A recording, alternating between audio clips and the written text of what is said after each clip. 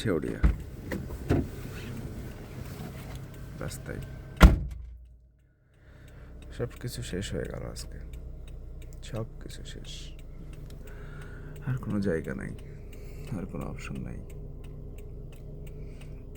ইন্ড the end, ডিওল intro the end. আজকের দিনে এটা আশা করিনি, হয়ে গেল। মানুষের জীবনে আসলে অনেক কিছু মানুষ আশা করে না, কিন্তু হয়ে যায়। আজকে সে একটা দিন।